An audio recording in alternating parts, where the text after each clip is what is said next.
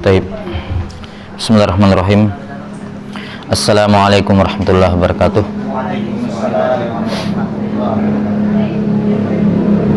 Alhamdulillahi rabbil alamin. Wassalatu wassalamu ala nabiyyina Muhammadin wa ala alihi wa sahbihi ajma'in.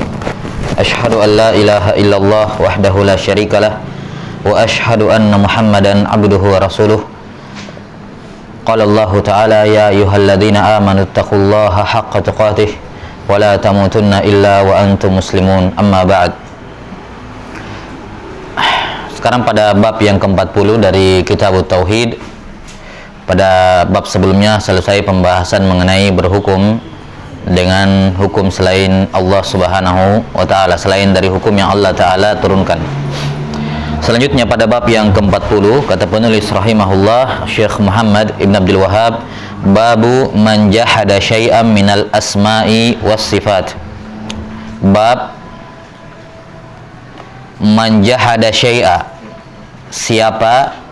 barang siapa yang jahada, yang juhud, mengingkari, menolak, tidak menerima, ya, tidak mau menetapkan syai'a, sesuatu atau apapun, sedikit pun, minal asma'i was sifat, dari nama-nama dan sifat Allah Subhanahu wa Ta'ala. Siapa yang mengingkari, tidak mau menetapkan, ya, menolak nama-nama dan sifat Allah Subhanahu wa Ta'ala, walaupun satu nama, ya, walaupun satu nama dan sifat.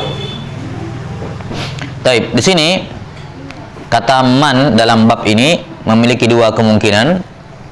Kemungkinan yang pertama, man bisa bermakna syarat, yakni barang siapa atau siapa saja yang mengingkari satu pun dari nama-nama dan sifat Allah Subhanahu wa Ta'ala, maka jawaban syaratnya faqad kafar, maka dia telah melakukan kekafiran. Ya, maka dia telah melakukan kekafiran. Ya, jadi man di sini bisa bermakna man syartiyah, di mana jawaban syaratnya, kalimat jawaban syaratnya dihilangkan, yang menunjukkan atau dipahami jawaban syaratnya dari apa yang tersebut di bawah. Ya, yakni siapa yang mengingkari, menolak, tidak mau menetapkan satu pun dari nama-nama Allah Subhanahu wa Ta'ala yang pasti, yang jelas, sabit dalilnya, yang pasti dalilnya bahwa itu adalah nama dan sifat Allah, lantas dia mengingkarinya, faqad kafar, maka dia telah melakukan kekafiran. 6. Dan kekafiran di sini bisa bermakna kafir akbar, bisa juga kafir asgar. Karena ada perbedaan, ya. Ada perbedaan. Ya. Ada nama dalam menolak nama Allah Subhanahu wa Ta'ala, ya, ataukah dalam menolak sifat Allah Subhanahu wa Ta'ala, hukumnya kadang seorang itu kafir akbar dan kadang kafir asgar. Ya, tergantung bentuk penolakannya atau alasan dia menolak. Apakah karena ta'wil atau karena tidak ada ta'wil, murni menentang, murni menolak. Ya, nanti akan disebutkan. Kemudian kemungkinan yang kedua, man di sini bisa bermakna mausulah. Isim mausul yakni alladzi. Sehingga maknanya man jahada syai'an minal asma'i was sifat. yakni bab tentang orang yang mengingkari nama-nama dan sifat Allah Ta'ala. Apa hukumnya? Apa hukumnya? Ya, jadi kemungkinan yang kedua di sini beliau tidak langsung memvonis dia telah melakukan kekafiran, tapi disebutkan bab dalam bentuk dalam bentuk penggambaran umum, bahwa bab ini dibawakan untuk menjelaskan mengenai hukum orang yang mengingkari dan tidak mau menetapkan nama dan sifat Allah Subhanahu wa Ta'ala. Taib. Ini ihtimal, ada dua kemungkinan makna dari bab ini.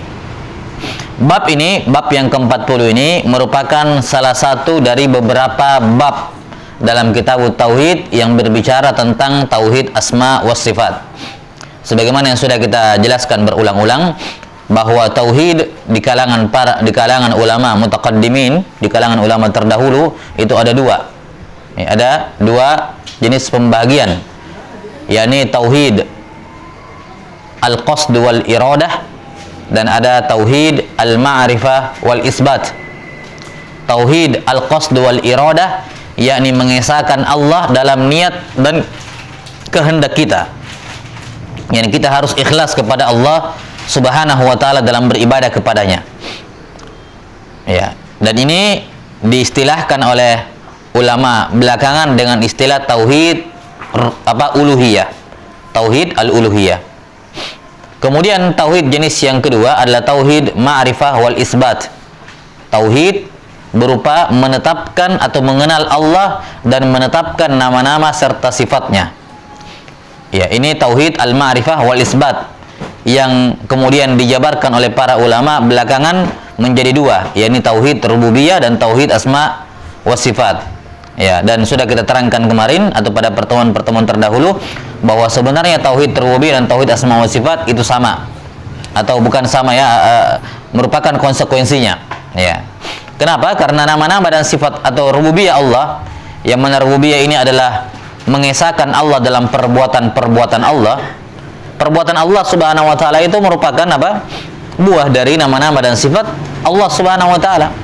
Ya, bahwa Allah Subhanahu wa taala berbuat, melakukan sesuatu, memiliki perbuatan karena dia punya nama-nama dan sifat. Nah, gitu. Karena itulah tauhid rububiyah dan asma wa sifat itu disatukan, digabungkan jadi satu oleh sebagian ulama. Taib. Pembahasan tauhid uluhiyah yang terdiri dari sekitar 67 bab, kitabut tauhid maksud saya, pembahasan kitabut tauhid yang terdiri dari 67 bab. Sekarang sudah bab ke-40, berarti sekitar 27 bab lagi. Ya, sekitar 67 bab. Ini kebanyakan bab-babnya berbicara tentang tauhid uluhiyah. Ya. Kebanyakan babnya berbicara tentang tauhid al-uluhiyah. Tauhid uluhiyah, syirik dalam tauhid uluhiyah. Namun ada juga beberapa bab yang berbicara tentang tauhid rububiyah dan ada juga beberapa bab yang berbicara tentang asma wa sifat.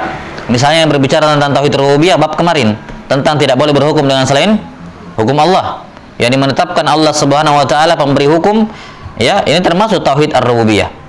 Nah, dan ada juga beberapa bab di mana beliau rahimahullah menjelaskan mengenai tauhid asma wa sifat, termasuk dalam bab ini. Atau bab ini bab ke-40 termasuk bab dari beberapa bab dalam kitab tauhid yang berbicara tentang asma wa sifat. Yang dimaksud dengan asma wa sifat di sini yakni asma wa sifat Allah Subhanahu wa taala. Nama-nama dan sifat Allah Subhanahu wa taala. Dan ini salah satu tauhid yang sangat penting untuk diketahui. Memang betul orang masuk Islam dengan meyakini tauhid uluhiyah. Biar dia meyakini tauhid rububiyah, biar dia meyakini tauhid asma wa sifat. Tapi kalau tidak mengesahkan Allah dalam tauhid uluhiyah, dia tidak masuk Islam. Karena itulah la ilaha illallah maknanya adalah, tafsirannya adalah tauhid uluhiyah. Betul tauhid uluhiyah ini tauhid yang paling penting. Kenapa? Dia yang mendasari masuk Islamnya seseorang. Tapi kalau ditanyakan dari semua pembahasan tauhid, pembahasan apakah yang paling agung dan yang paling besar? Ya, paling agung, paling hebat, paling mulia? Jawabannya adalah pembahasan mengenai tauhid asma wa sifat. Ya. Jelas sampai sini? Ilmu yang terbesar, ilmu yang teragung adalah ilmu tentang asma wa sifat. Kalau dikatakan apa tauhid yang paling penting, ya tauhid yang paling penting tauhid al-uluhiyah. Tapi kalau kita berbicara mengenai tauhid apa yang paling mulia, tauhid apa yang paling agung, ya, ilmu apa yang paling besar, ya, ilmu apa yang paling mulia, jawabannya adalah ilmu tentang asma wa sifat. Kenapa? Karena keagungan dan kebesaran suatu ilmu itu ditentukan dengan apa yang dipelajari dalam ilmu tersebut. Ya kan?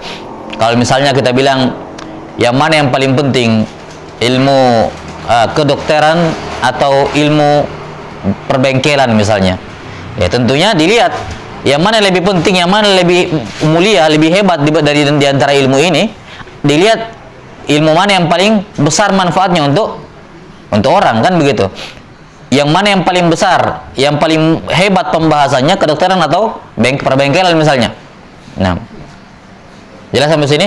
Maka kemuliaan suatu ilmu ditentukan berdasarkan apa yang dipelajari dalam ilmu tersebut.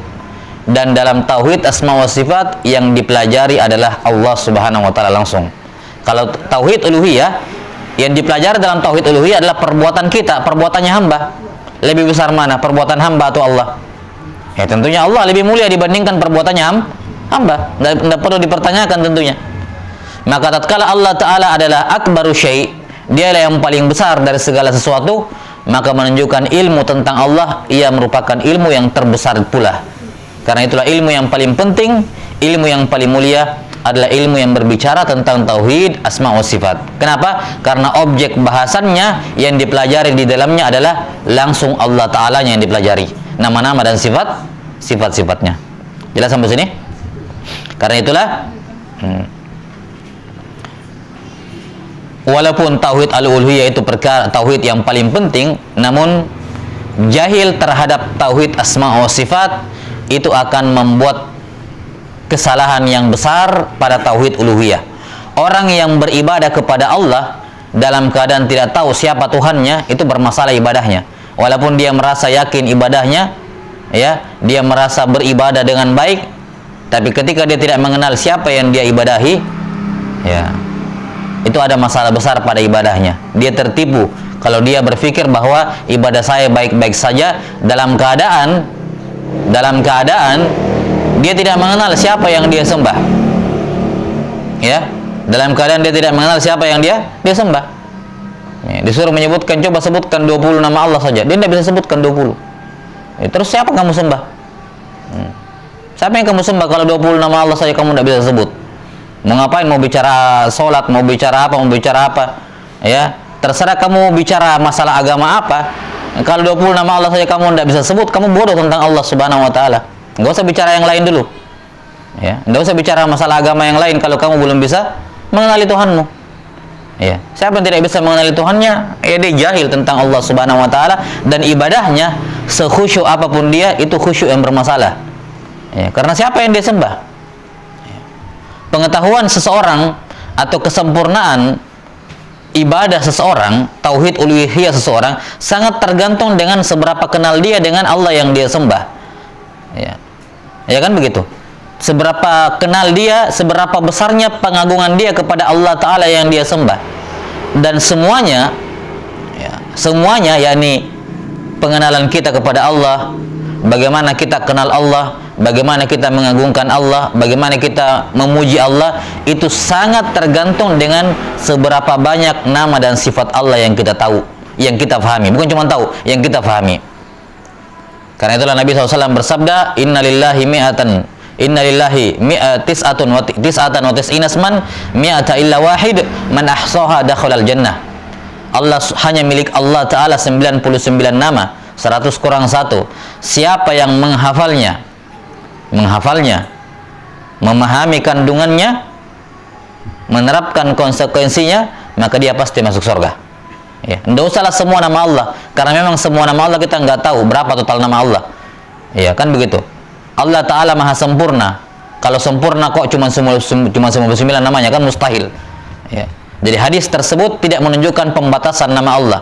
Allah hanya mengatakan, kata para ulama, seakan-akan Allah mengatakan Allah itu punya banyak nama, tidak terbatas. Tidak ada yang tahu berapa jumlah nama Allah kecuali Allah. Nah, di antara semua jumlah nama Allah yang sangat banyak itu, cukup 99 saja di antaranya yang kalau kalian hafal dan fahami, kalian akan masuk surga. 99 saja, tidak usah semuanya. Karena semuanya terlalu banyak dan kalian juga tidak akan tahu semua nama-nama Allah. Yang kita tahu tentang nama Allah cuman yang Allah ajarkan dalam Al-Quran atau melalui lisan Rasulullah Sallallahu Alaihi Wasallam. Maka dari semua nama Allah yang banyak itu, dan ini juga sesuai dengan kenyataan. Kenyataan maksudnya apa? Para ulama dari zaman dahulu itu sudah menelusuri tatabbu, artinya sudah mengadakan penelitian terhadap semua ayat-ayat Quran dan semua hadis-hadis sahih dari Nabi SAW, dikumpulkan semua nama-nama Allah, hasil pencariannya lebih 100. Berarti tidak mungkin bertentangan dengan hadis tadi, menunjukkan bahwa hadis 99 nama tadi tidak menunjukkan pembatasan. Kenapa? Kenyataannya lebih dari 100 ketika dikumpulkan. Ya. Maka maksud hadis tersebut adalah dari semua nama Allah yang sangat banyak, Allah punya 99 di antaranya yang kalau kalian menghafalnya, memahaminya, kalian akan masuk surga. Iya. Kenapa? Ketika seorang menghafalkan 99 nama Allah disertai dengan pemahaman terhadap maknanya, ya, maka secara umum dia berada di atas ketakwaan. Ya, secara umum dia akan berada di atas ketakwaan dan istiqomah di atasnya. Kalaupun dia berbuat dosa, dan pasti dia akan berbuat dosa, itu tidak akan memudaratkan dirinya. Kenapa? Dia punya asal ketaatan, dia istiqomah asalnya, dia kembali bertaubat kepada Allah Subhanahu wa Ta'ala. Jelas sampai sini ya. Nah, karena itulah pembahasan mengenai semua sifat, ya, ini bukan perkara yang sepele, ya, bukan perkara yang sepele. Ini ilmu yang paling agung, ilmu yang paling penting, ilmu yang paling mulia, ilmu yang terbesar yang bisa dipelajari oleh seorang hamba. Ya kan? Ilmu fikih, ilmu ibadah dari tata cara toharoh sampai tata cara sholat, tata cara puasa, zakat dan haji, itu semua merupakan buah dari apa? Pembahasan mengenai tauhid asma wa sifat. Tauhid asma wa sifat, bahwa di antara perbuatan Allah Subhanahu wa Ta'ala, dia menurunkan syariat, hukum-hukum halal dan haram, yang itu kita harus pelajari. Ya, maka niat seorang, ya, niat seseorang yang memiliki tauhid yang benar dalam mempelajari tauhid, dalam mempelajari fikih, adalah dia mempelajarinya untuk semakin mengenal Tuhannya yang menurunkan hukum-hukum tersebut. Ya, untuk semakin mengenal Allah Subhanahu wa Ta'ala yang menurunkan hukum halal haram tersebut. 6. Jelas sampai sini ya, dan ini penjabarannya di tempat lain tentunya tentang ahamiyah, ya, pentingnya seorang mempelajari tauhid asma wa sifat. Maka seorang tidak boleh melalaikan hal-hal yang seperti ini. Dia harus kenal siapa Tuhannya. Ya. Dia harus kenal siapa Tuhannya. Jelas sampai sini? Ya, kalau seorang, ya, di setiap dari kita dikasih selembar kertas misalnya, disuruh tulis esai tentang siapa Allah Subhanahu wa Ta'ala, maka pengenalan tentang Allah akan dilihat di situ. Seberapa banyak dia mengenal Tuhannya. Lewat apa yang dia hafal, lewat apa yang diketahui, bukan berdasarkan apa yang dia baca di buku. Ya. Apa yang dia hafal? Ketika disuruh serahkan selembar kertas, kemudian tulis apa yang kamu tentang Allah, apa yang kamu tahu tentang Allah. Di situ kita akan lihat seberapa kenal dia dengan Tuhannya. Ya. Seberapa kenal dia dengan Tuhannya. Seberapa banyak yang dia kenal tentang Allah Subhanahu wa Ta'ala, tentang nama-namanya, tentang sifat-sifatnya, tentang perbuatannya. Ya. Karena itulah pembahasan asma sifat ini termasuk ilmu yang sifatnya fardhu ain. Ya, seorang harus mengenal Tuhannya, tidak boleh tidak akan benar ibadahnya.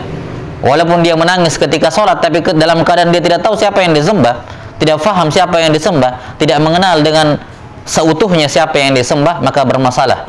Itu adalah was-was dari syaitan. Iya, maka seorang penting sekali untuk mengenal Allah Subhanahu wa Ta'ala. Cuman di sini dalam kitab tauhid ini tentunya bukan di sini penjabarannya. Beliau hanya akan menjelaskan secara global tentang wajibnya beriman terhadap nama-nama dan sifat Allah Subhanahu wa Ta'ala. Taib, tentang nama-nama Allah Subhanahu wa Ta'ala, ada beberapa poin yang harus kita ketahui berkenaan dengan nama Allah, dan ini semacam kaidah, ya, semacam kaidah yang wajib kita yakini berkenaan dengan nama-nama dan sifat Allah Subhanahu wa Ta'ala. Perkara yang pertama, atau kita pisahkan dulu pembahasannya. Yang pertama berkenaan dengan nama-nama Allah Subhanahu wa Ta'ala. Ketika kita mendapatkan nama dalam Al-Qur'an, atau ketika bagaimana caranya kita mengimani nama-nama Allah Subhanahu wa Ta'ala, maka cara yang pertama adalah menetapkan semua nama, ya, menetapkan semua nama. Atau apa, kita satukan saja ya, nama dan sifat secara langsung. Menetapkan semua nama dan sifat yang Allah Subhanahu wa Ta'ala tetapkan dalam Quran dan dalam hadis yang sahih. Dalam hadis yang sahih, ya, kita wajib menetapkan nama dan sifat Allah Subhanahu wa Ta'ala yang tersebut dalam Quran dan hadis yang sahih. Apapun nama-nama Allah yang tersebut dalam Quran, apapun nama-nama Allah yang tersebut dalam hadis yang sahih, maka wajib kita menetapkan. Wajib kita menetapkan. Tidak boleh kita tolak. Allah mengatakan Ar-Rahman, dia mengatakan enggak, Allah tidak punya nama Ar-Rahman. Ini juhud, menolak. Kenapa? Ar-Rahman tersebut dalam Quran, itu nama Allah Subhanahu wa Ta'ala. Ya, bil mu'minina raufur rahim. Rauf rahim, nama Allah ditetapkan. Allah Subhanahu wa Ta'ala Karim, Maha Pemurah, ya, ditetapkan. Ya, Allah Subhanahu wa taala Al-Qawi, yang maha kuat, Qawiyun Aziz, maha kuat lagi maha perkasa, maha mulia, ditetapkan. Ya. Dalam banyak hadis penyebutan nama-nama Allah Subhanahu wa taala, selama hadis tersebut sahih, maka kita wajib menetapkan nama itu untuk Allah Subhanahu wa taala. Demikian pula sifat. Dalam Quran disebutkan sifat Allah demikian dan demikian, kita wajib tetapkan. Wa rahmati wasi'at kulla syai'. Rahmatku melingkup segala sesuatu. Sifat rahmat ditetapkan untuk Allah. Dan nama-nama yang lain atau sifat-sifat yang lain dari Allah Subhanahu wa taala, seperti sifat ghadab, wa ghadiballahu alaihim, Allah marah kepada mereka, tetapkan Allah punya sifat marah. Ya, wa karihallahu walakin karihallahum bi'atsahum, Allah benci orang-orang munafik itu pergi berperang. Ini kita menetapkan sifat al-karaha, sifat benci bagi Allah Subhanahu wa taala. Allah membenci siapa? Orang-orang kafir, orang-orang munafik. Ya. Dan seterusnya. Semua nama-nama dan sifat yang tersebut dalam Quran maupun hadis, kita wajib untuk menetapkannya. Jelas sampai sini? Karena itulah tidak boleh kita sembarangan menetapkan nama dan sifat bagi Allah kalau tidak ada dalam Quran dan hadis. Karena penetapan nama dan sifat Allah itu tauqifiyah. Tauqifiyah artinya terbatas pada wahyu, pada Quran dan hadis. Tidak boleh kita asal menetapkan ini nama Allah, ini nama Allah, ini sifat Allah, ini sifat Allah, padahal tidak pernah tersebut dalam al-hadis ataupun Al-Quran. Maka yang seperti ini termasuk pelanggaran. Jadi sebagaimana kita tidak boleh menolak nama dan sifat Allah yang tersebut dalam Quran dan hadis, maka demikian pula sebaliknya, tidak boleh kita menetapkan nama dan sifat bagi Allah yang tidak tersebut dalam Quran dan hadis. Jelas sampai sini? Ini hal yang pertama. Kemudian yang kedua, kita wajib mengimani bahwa semua nama-nama Allah Subhanahu wa taala itu husna.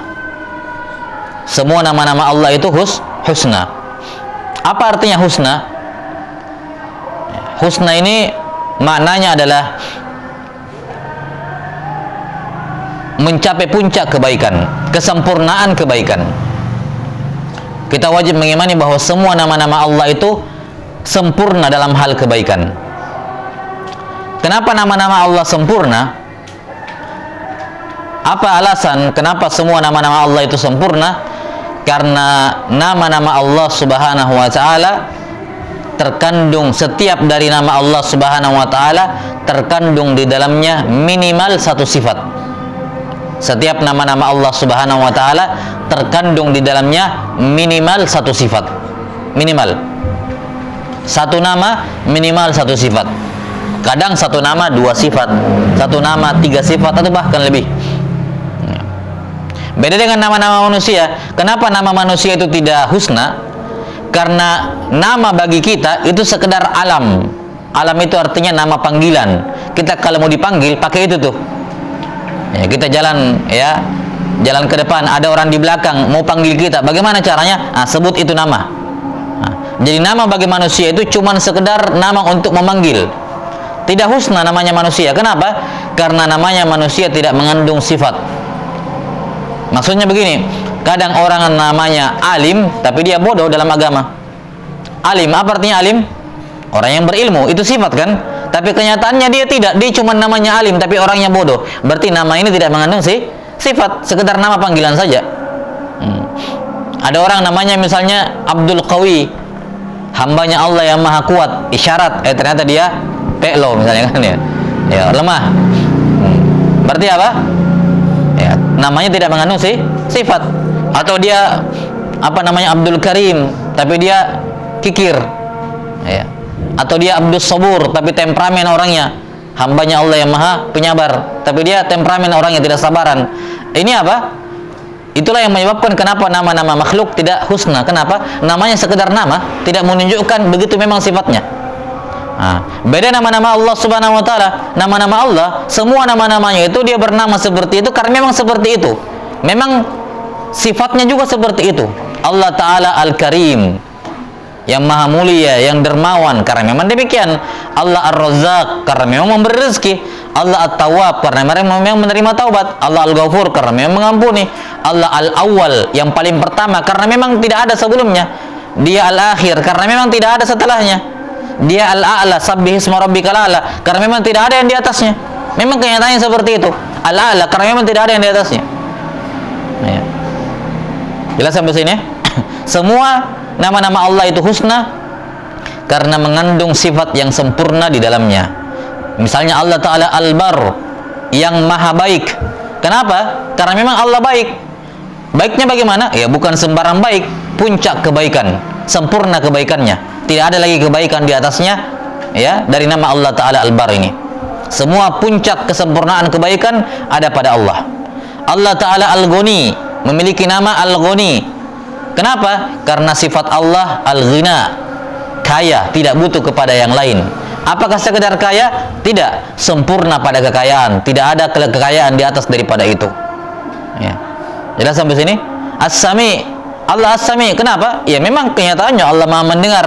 Mendengarnya bagaimana? Ya sempurna. Sempurna pendengarannya, tidak ada lagi pendengaran yang lebih sempurna di atasnya itu. Ya. Jelas sampai sini? Al-Basir, yang maha melihat. Kenapa? Karena Allah memang maha melihat. Bagaimana penglihatannya? Mencapai puncak kesempurnaan penglihatan. Tidak ada penglihatan yang lebih sempurna dibandingkan itu. Dan demikian seterusnya. Jadi semua nama Allah Ta'ala itu husna. Apa artinya husna? Sempurna dalam hal kebaikan. Bagaimana maksudnya? Karena setiap nama Allah itu terkandung sifat di dalamnya. Kadang ya satu, kadang dua. Misalnya Al-Hakim. Al-Hakim ini minimal mengandung dua sifat, yaitu mengandung makna Allah pemberi hukum, dan bisa juga bermakna Allah maha bijaksana dari satu nama Al-Hakim. Jadi nama Al-Hakim minimal mengandung dua sifat, mengandung sifat Al-Hukmu, pemberi hukum, dan yang mengandung sifat apa? Hikmah, ya, yang maha bijaksana. Sehingga hukumnya lah yang paling sempurna dalam hal kebaikan, kebijaksanaannya lah yang paling bijaksana. Alaihissallahu biahkamil hakimin.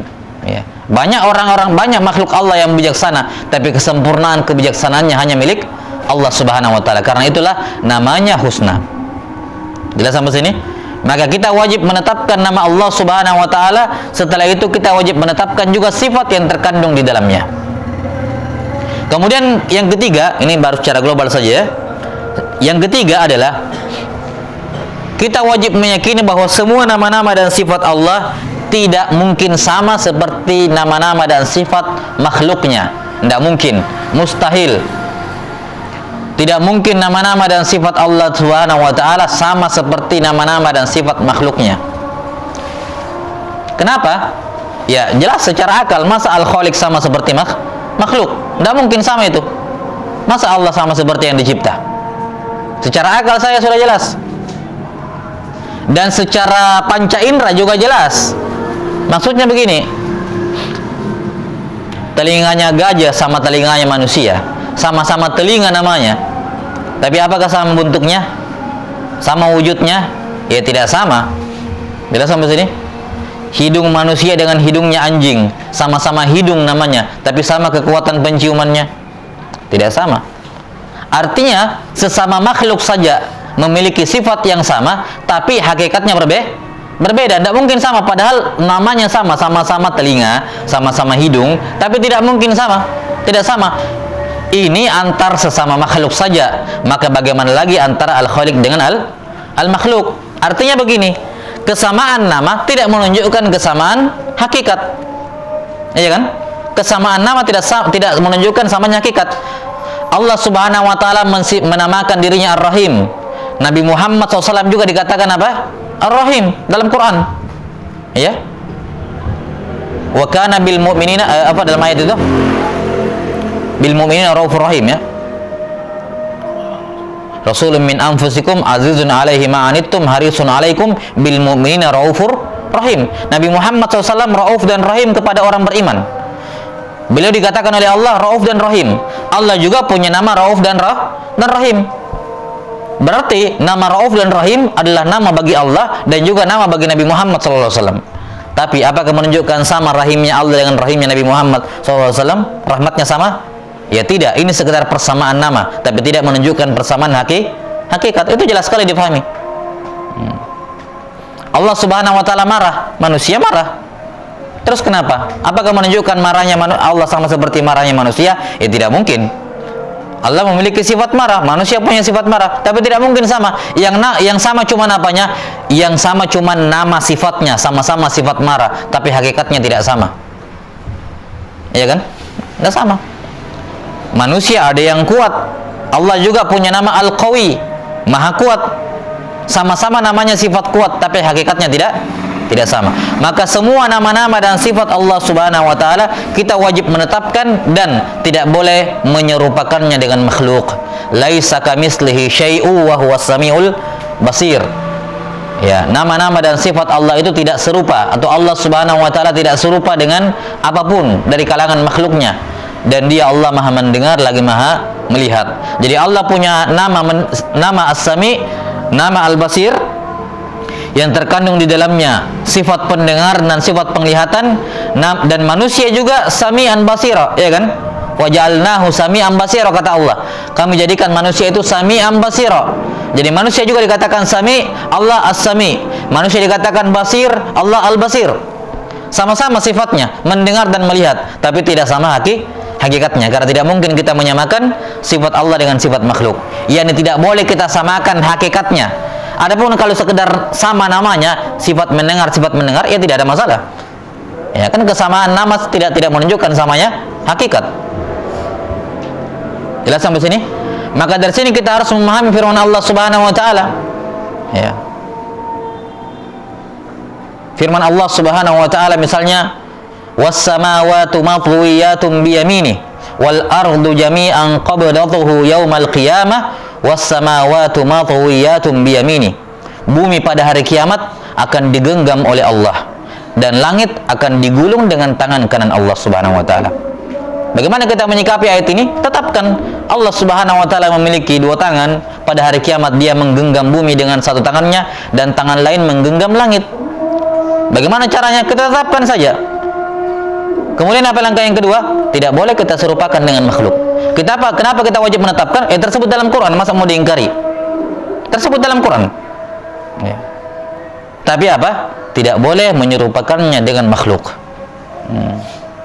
Sama-sama tangan, manusia punya tangan, gajah, monyet punya tangan, semua punya tangan. Namanya sifat tangan sama, tidak ada masalah. Tapi hakikatnya tidak mungkin sama. Ya kan? Karena sekedar menyebutkan satu sifat yang sama tidak menunjukkan sama hakikatnya. Kanan, kita punya tangan kanan. Makhluk lain punya tangan kanan, laki-laki punya tangan kanan, perempuan punya tangan kanan, anak bayi punya tangan kanan. Sama-sama tangan kanan, tapi tidak sama hakikatnya. Ya, wallahu taala alam bissawab. Taib. Ini poin yang kedua, insyaallah taala kita lanjutkan nanti pada salat Isya, poin yang ketiganya. Wallahu a'lam bissawab. Subhanakallahumma bihamdik asyhadu an la ilaha illa anta astaghfiruka wa atubu ilaik. Alhamdulillahirabbil alamin.